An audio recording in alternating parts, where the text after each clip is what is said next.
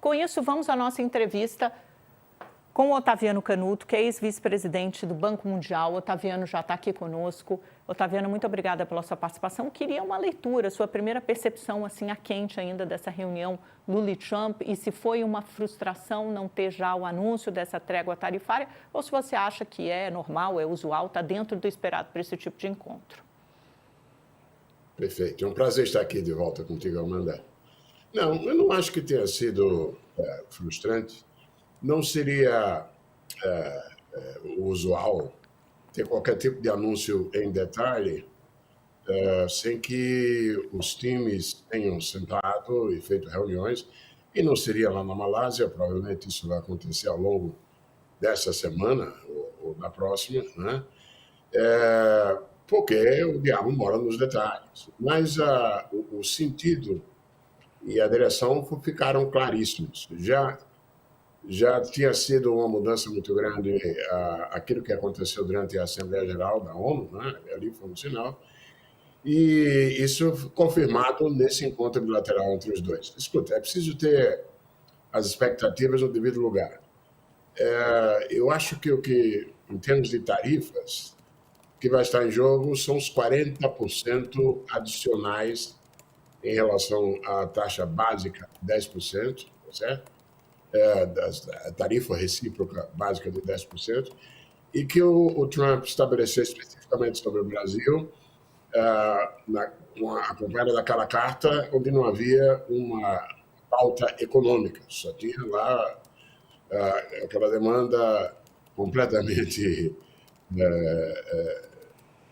digamos assim, se não infantil, mas completamente inexequível do governo brasileiro conceder perdões ao Bolsonaro e coisas que o valem. Né? Certamente caiu a ficha, até porque ficou evidente que isso não depende do presidente do país arbitrar em cima de um processo, inclusive legal. Não é? Não, agora, o que é que vai estar nessa negociação aí? Além dessa pausa nos 40% adicionais, deve ter certamente uma discussão sobre acesso a recursos minerais críticos, a terras raras, essa é a prioridade. Um detalhe importante é que isso não será algo complicado, a rigor. O Brasil tem as restrições de autorização governamental, etc. e tal, mas nada que discrimine entre investidores americanos em relação a outros países. Um detalhe importante, você falou do Milei, da Argentina, acompanhando o pacote lá para a Argentina, se ouviu de funcionários, não das lideranças no lado dos Estados Unidos, referências a tratamento diferenciado e restrições às chinesas. Isso não vai ser colocado numa pauta como o Brasil, não teria a menor condição de ter qualquer validade. Então vai ter lá os minerais raros, as terras raras e os minerais críticos como pauta. Né? Deve ter também uma demanda peculiar, uma coisa velha, antiga já, de redução da tarifa brasileira sobre o etanol americano. Aí, como o Brasil hoje já não tem mais o tipo de restrição que no passado já teve a importação do etanol de milho americano, eu não creio que isso seja certamente uma grande dificuldade. E tem a demanda por investimentos, que o Trump tem feito em todos os casos bilaterais. Né? Demandas e promessas cuja execuibilidade e materialidade todo mundo tem dúvida, então promete investimentos. Agora, Acho que Otaviano, eles já têm a Embraer mudando para lá. Sim, Tá bom, diga. já tem muitos investimentos. E te preocupa em algum grau, em algum nível, essa declaração feita pelo Trump ao desembarcar no Japão, do avião presidencial, em que ele diz: foi uma conversa boa, foi uma conversa ótima, Vamos ver se vai ter algum acordo comercial. Ele foi um pouco mais reticente, mais cuidadoso, eu diria, do que o presidente Lula, que aferiu, ele confirmou, foi muito assertivo, dizendo teremos um acordo com os Estados Unidos dentro de poucos dias. Ou é só uma diferença do estilo de cada presidente? Onde é que você colocaria? Mas o Trump também disse isso ontem. Foi até mais enfático do que o Lula na história de se chegar a um acordo nos próximos dias. Isso é a retórica, o sinal é dúbio até para não enfraquecer a demanda deles pelo que eles querem. Se o acordo fosse tomado como garantido pelo lado brasileiro, o lado brasileiro poderia exigir mais coisas, não fazer tudo que está na pauta e assim por diante. Eu não creio que seja significativo de nada. A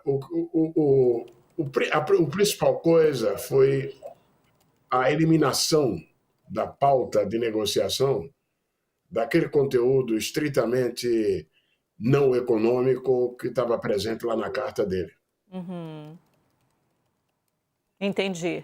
Agora, De seja todo o realista. conteúdo político. É como se você tivesse limpado a pauta, né? Agora a gente devolve para a seara comercial, econômica, e os negociadores podem avançar. Então, é como se os presidentes tivessem dado as diretrizes, né? Então, tá bom, a política está resolvida aqui, cuidem vocês do resto. É mais ou Coisa menos que isso. já deve ter sido. Os itens dessa pauta aí, de conversa e negociação, certamente já foram meio que antecipados naquela reunião quando o chanceler, quando o Mauro Vieira veio em Washington para conversar com o Marco Rubio. Se não fosse uma pauta viável, sequer essa reunião entre Trump e Lula teria acontecido. Como é que você vê, Canuto, geopoliticamente, né? Eu fico imaginando, o Trump ele comprou uma briga, o Brasil saiu de foco, o Lula saiu de foco, e agora a briga dele é claramente com a Venezuela, em que provavelmente ele quer levar, isso pode levar, ou ele acredita que isso possa levar, a gente não sabe até onde ele vai, a uma mudança de regime contra a Colômbia, contra Gustavo Petro. O principal aliado dele na região é a Argentina. Quão estratégico é o Brasil nessa relação com o Trump? Ele precisa ter uma boa relação, ele precisa estreitar esse vínculo com o Brasil, até talvez nessa região das Américas, né? Ele acabou de tarifar o Canadá em mais 10%. Quer dizer, ele não pode comprar briga com todo mundo, abrir tantas frentes de batalha. Onde é que está o Brasil, o interesse com o Brasil geopoliticamente nessa região? Será que ele acordou para isso, não só do ponto econômico, transacional? A gente sabe que o Trump é um cara muito mais transacional do que ideológico, mas geopoliticamente, como você vê a importância do Brasil para ele? Amanda, tem uma diferença, para o bem ou para o mal, do Trump em relação aos predecessores na história recente dos Estados Unidos. Eu moro aqui há 22 anos, né? 21, desculpa. Não, quase 22. E trabalhei, fui vice-presidente do Banco Mundial, no BID, Fundo Monetário, tenho uma vida, sou do Policy Center for the New South, sou professor na George Washington University, enfim. Ao longo desses anos todos, inclusive tem um documentário muito bom feito, exibido pelo PBS,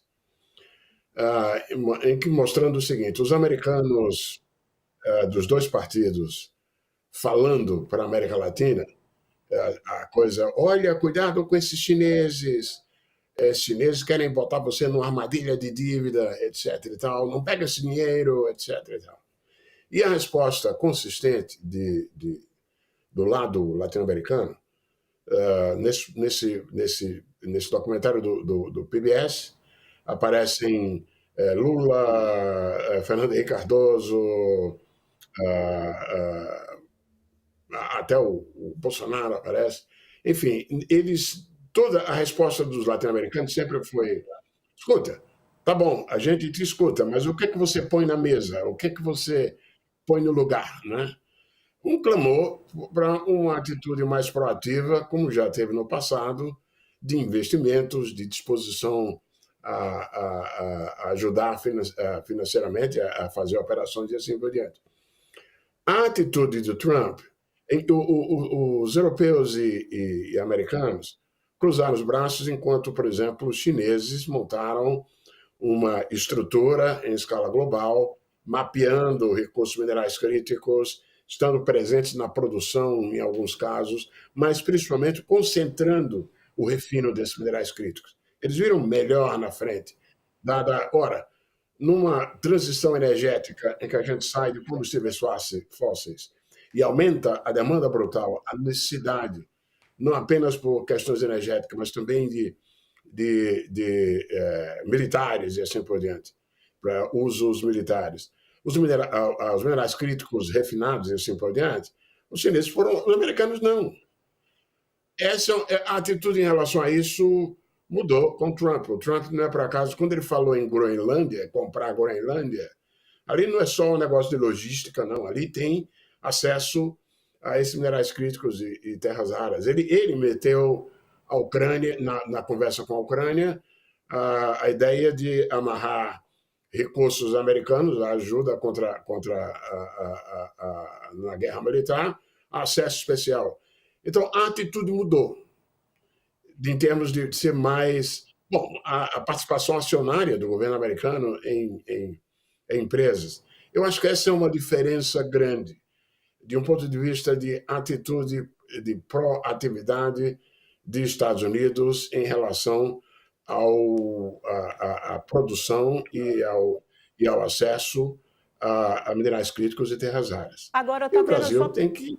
o Brasil tem o que oferecer, né? Só para terminar, o que você espera desse encontro do Trump e do Xi Jinping? Porque parece que o arcabouço assim, de informações já está montado, eles chegaram mais ou menos, as equipes de ambos os lados, como se fosse um pré-acordo, um acordo preliminar que seja bom para ambos. Na verdade, esse é o principal foco dessa viagem, né? Não é o Brasil.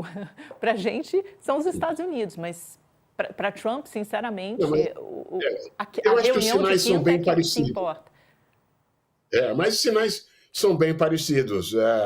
Uma trégua temporária, uma trégua que não elimina a incerteza,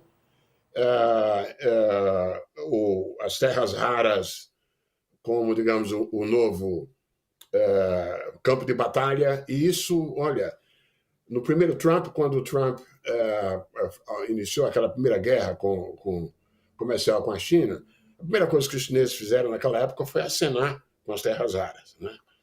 E agora, no segundo Trump, com a guerra, a primeira coisa que os chineses fazem, e doeu, foi aqui.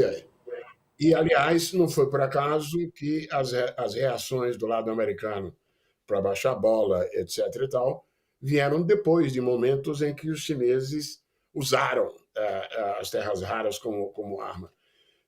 As pessoas focam nas guerras, na disputa tecnológica nas fronteiras, quer seja nas tecnologias de energia limpa, onde os chineses têm dianteira, quer seja na inteligência artificial, nos semicondutores, onde os americanos têm a dianteira, mas não se pode perder de vista que por debaixo desses dois, você tem lá o diabo dos minerais críticos e as terras raras. Que são essenciais na produção, né, desses semicondutores, desses chips. Nada acontece sem as terras raras, né? Como se fosse a matéria-prima para isso mesmo. Então, você pode ter a disputa ali na tecnologia super avançada, mas a gente parte desse começo.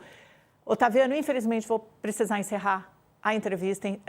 Nós chegamos ao fim do nosso tempo, mas te espero em outras oportunidades aqui no Mercado Aberto. Excelente conversa. Obrigada, viu? Certamente, Amanda. E uma última coisa que eu não posso resistir, vai Corinthians!